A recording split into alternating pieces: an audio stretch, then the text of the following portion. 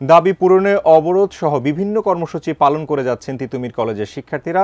মহাখালীতে আছেন সহকর্মী স্বপন আহমেদ। সেখানকার সবশেষ পরিস্থিতি জানতে সরাসরি যুক্ত হচ্ছি তার সঙ্গে। স্বপন, এর আগে আমরা দেখেছি সরকারি বিভিন্ন কর্তৃপক্ষ এসে দেখা করেছেন, কথা বলেছেন শিক্ষার্থীদের সাথে, কিন্তু সমাধানটা তারপরেও আটকে আছে। আসলে কোথায় আটকে আছে?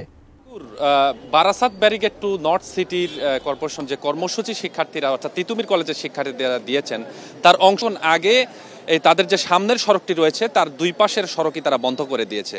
প্রশাসনের কথা যেটি বললেন আপনি জানেন যে গতকালকেই শিক্ষা উপদেষ্টা একটি ঘোষণা কথা বলেছিলেন সাংবাদিকদের। তিনি বলেছিলেন যে তিতুমিরকে আলাদা কোনো বিশ্ববিদ্যালয় দেওয়া হচ্ছে না, পাশাপাশি 7 কলেজ নিয়ে একটি বিশ্ববিদ্যালয় যে গঠন হবে সেটির প্রক্রিয়া চলছে, সেটির কাজ চলমান রয়েছে, এমনটা শিক্ষা উপদেষ্টা জানিয়েছিলেন। তবে তিতুমির কলেজকে যে আলাদা বিশ্ববিদ্যালয় দেওয়া হচ্ছে না শিক্ষা উপদেষ্টা যেটি বলেছেন তার প্রেক্ষিতেই কিন্তু গতকাল থেকে আরও বেশি উত্তাল হয়েছে তিতুমির কলেজের শিক্ষার্থীরা। তারা রাতেই একটি সংবাদ সম্মেলন করে এবং তারা রাতেই বিভিন্ন কর্মসূচি দেন। সকাল 11টা থেকে তাদের বিভিন্ন কর্মসূচি ছিল। তারা নর্থ সিটি কর্পোরেশনের কয়েকটি জায়গায় তারা আন্দোলন করার কথা ছিল, অর্থাৎ অবরোধ করার কথা ছিল, যদিওটা এখনো হয়নি।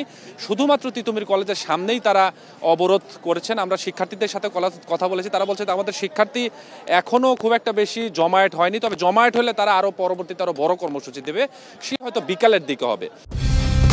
কালার এক্সপার্ট, জর্জ স্যাপ এবং মাইল্ড অন হ্যান্ডস টেকনোলজি সমৃদ্ধ অরিক্স ক্রিস্টাল ওয়াশ আপনার লন্ড্রি এক্সপার্ট।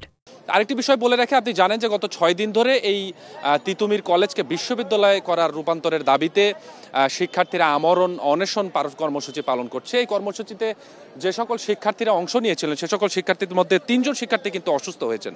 তাদেরকে ইতিমধ্যেই সরদ্দি মেডিকেল কলেজ হাসপাতাল এবং ঢাকা মেডিকেল কলেজ হাসপাতালে নেওয়া হয়েছে। পাশাপাশি আপনি জানেন যে এই সড়কটি যেহেতু আন্দোলন অনেকদিন ধরেই চলছে, এই সড়কটি বারে বারেই বন্ধ করে দেওয়া হচ্ছে। এখান দিয়ে যানবাহন একেবারেই চলাচল করতে পারছে না। তবে এখান দিয়ে পথচারী যারা আছেন, যারা হয়তো হেঁটেই যাতায়াত করছেন, তারা কিন্তু বেশ কয়েকদিন ধরেই যারা এই রাস্তাতে যাতায়াত করেন তারাও কিন্তু বেশ ভোগান্তিতেই পড়েছেন।